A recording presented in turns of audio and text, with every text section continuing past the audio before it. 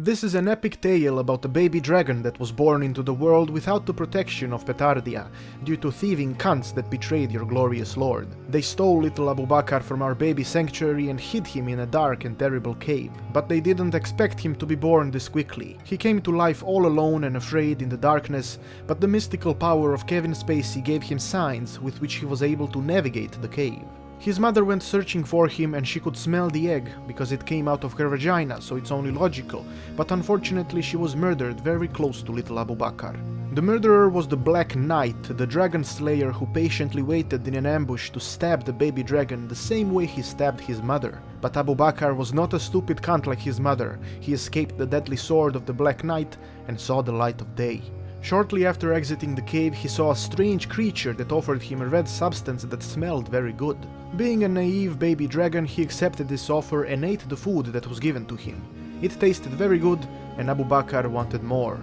He followed the strange creature to his home, where he was given more food and where he met several other creatures very similar to the one that brought him here. He also noticed a statue that resembled his dead mother, and he started realizing that he was still hungry. They gave him more food and he continued exploring the world. Aboubakar noticed another, smaller creature crawling on the wall, and since he was getting hungry again, he decided to kill it and eat it. He really liked killing, and he practiced a bit more by leaping into the air and murdering other creatures until he came across a very odd golden bird.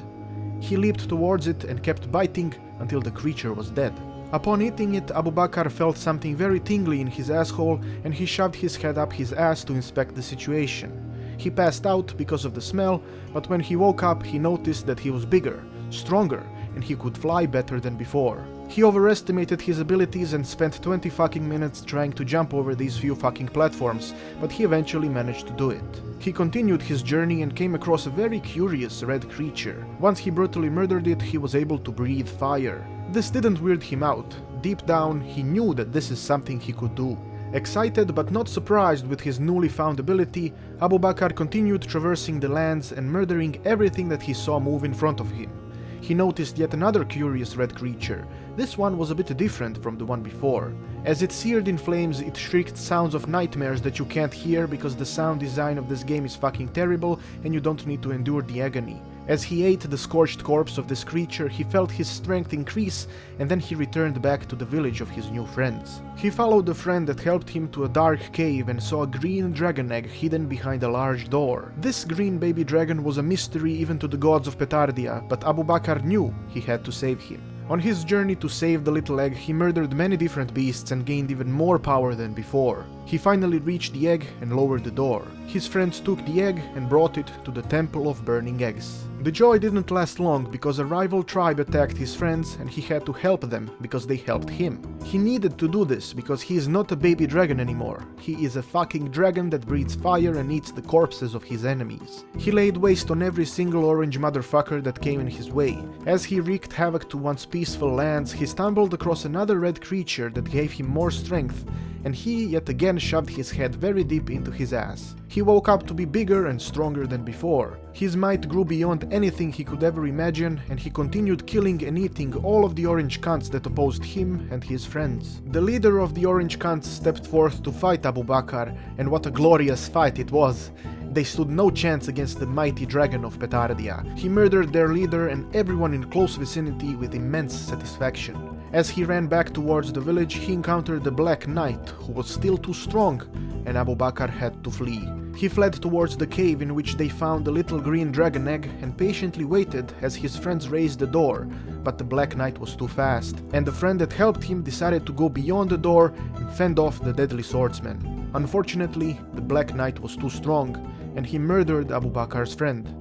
The resentment that he felt towards that black bastard went beyond any words, but he knew that he wasn't strong enough to face him yet. He and his remaining friends continued to flee through the dark and evil caves full of undead skeletons and ghosts, and once he cleared the path and went to check on his friends, the little green baby dragon was born. Unlike Aboubakar, he came into the world surrounded by his friends, his protectors, but the danger was still near. They needed to escape the Black Knight. While roaming the caves, he saw the first red creature again, and once he took care of it, his head was in his ass again. Once awoken, he felt the power he needed to defeat the Black Knight. he was able to smash the ground with incredible force and break down walls. But first he needed to guide and teach the baby dragon how to defend himself. He instructed the little friend to follow the path he could not, and once he reached the end of that path, he would see a red creature that he needed to kill. Aboubakar witnessed this killing and the growth of his little friend. The baby dragon could now breathe fire. His excitement with his newly found ability was beautiful and made Aboubakar feel proud of him. As they opened the following gate and continued towards the center of the cave, they fell into yet another trap set by the Black Knight. The baby dragon was trapped and Aboubakar was unable to help him. This all felt like a terrible dream and he was unable to do anything about it. All he could do is watch the Black Knight tear his little friend apart. Yet again. The Black Knight celebrated his small victory and the gate opened. Aboubakar, filled with rage and sadness, attacked the Black Knight, confident in his ability to defeat the evil fuck. He tried to damage the enemy, but nothing worked. His blows simply bounced off of the knight's thick armor. With every second, Aboubakar was closer to his demise, and as he attempted to stomp on the knight in his last desperate attempt to avenge his friends, one swift slice of the knight's sword severed his neck.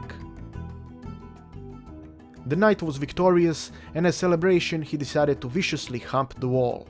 This is where our tale ends, a tale of Aboubakar, a stolen Petardian baby dragon that came into this world without the protection or the guidance that he needed, and the short life that he had was filled with death and misery. Goodbye, my friend, your blood will be missed.